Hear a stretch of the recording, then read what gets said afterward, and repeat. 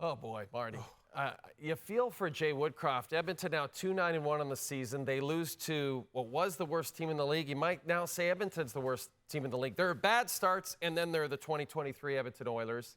But how is it they couldn't get a win against the team that on paper clearly does not have their talent? Well, they started a little bit late, right? And the desperation set in about halfway into the game, middle of the second period. Jay Woodcroft puts Draisaitl, McDavid back together. They only had 3 shots in the second period by that point. And all of a sudden, they're getting chances, and they're attacking the net, right? But that's the problem with the Oilers right now, is that unless McDavid and Draisaitl are on the ice, you're not getting much from anybody else. It's like they're on the ice for a minute, things are good, and then they're on the bench for 3, and you're waiting for them to jump back on the ice again. And maybe they got goalied in this game. Listen, Mackenzie Blackwood was really good. Yeah. And any given night, any NHL team can beat anybody else. But you needed to be able to play with more desperation, and the desperation kind of set into panic. It's like it was Game 7 of the playoffs, and your season was over if you didn't win that game. That's what it felt like in the third period. Yeah. So the decision-making is not the same when you have that panic. You don't hang on to the puck. It felt like they were playing bubble hockey, and all they were doing is spinning the players and shooting pucks from everywhere. No, that's a lot of shots, but was it controlled playing? And I didn't think that happened.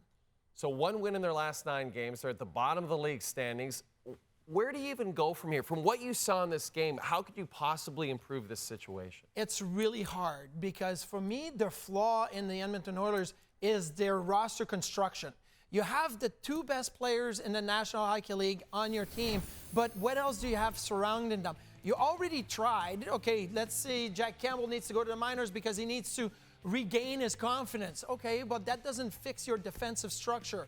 And that's not going to fix what you're trying to accomplish. And firing the coach is not going to change that. The roster is still got a bunch of holes, and it's still flawed right now. So what do? If you could fix it, you would have fixed it a week ago. Yeah. Or you could have fixed it maybe 2 weeks ago. But now you're sitting here, last in the NHL, tied with San Jose, and I don't see where you can make your team better right now because it's November.